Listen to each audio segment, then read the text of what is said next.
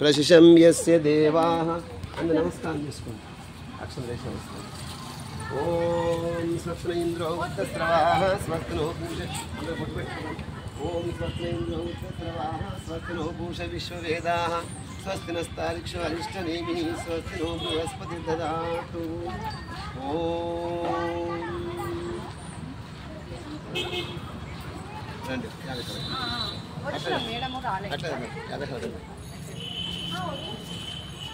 అమ్మా రండి.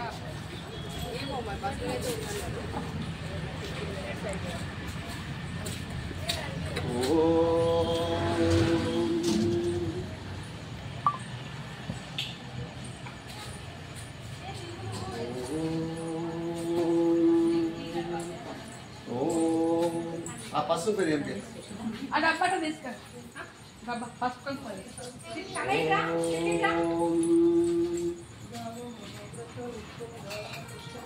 ఓం స్తదావేదమాతా ప్రచోదయంతాం పావమాని ద్విజానాం ఆయు ప్రాణం ప్రజాం పశుం కీర్తింద్రవినం బ్రహ్మవచ్చసం మహ్యం దత్వరయత బ్రహ్మలోకం. అద్భుతంగా వచ్చేస్తుంది.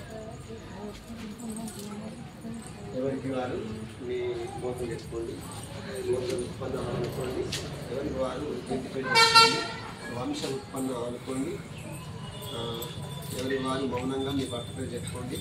తర్వాత మీ పేరు చెప్పుకోండి. నామ్యం అనుకోండి.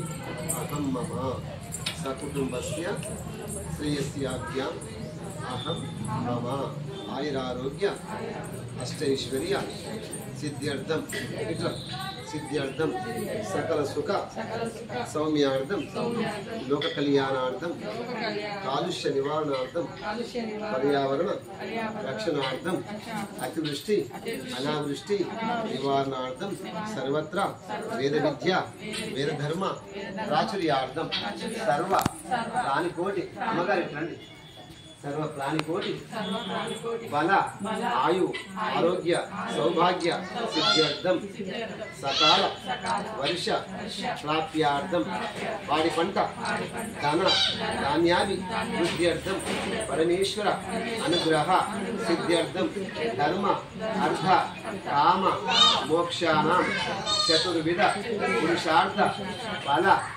ప్రాప్యార్థం చెప్పుకోండి. శీఘ్రమేవ మనోవాంఛ ఫలసిద్ధ్యార్థం నిత్యాగ్నిహోత్ర గాయత్రి సహిత సమస్త దేవత చతుర్వేద పారాయణ విశ్వశాంతి మహాయాగం కర్మ పారాయణ భవంతం నమస్కారం తీసుకోండి.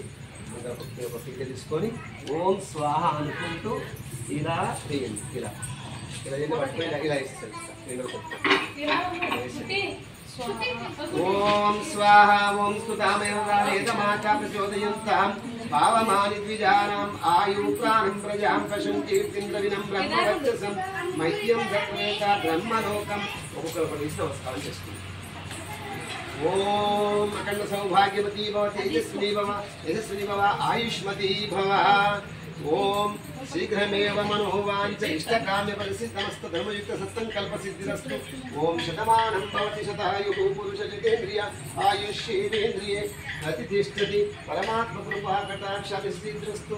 శీఘ్రమేవ వేద విద్యా అఖండ విద్యా సంప్రాప్తిరస్తు.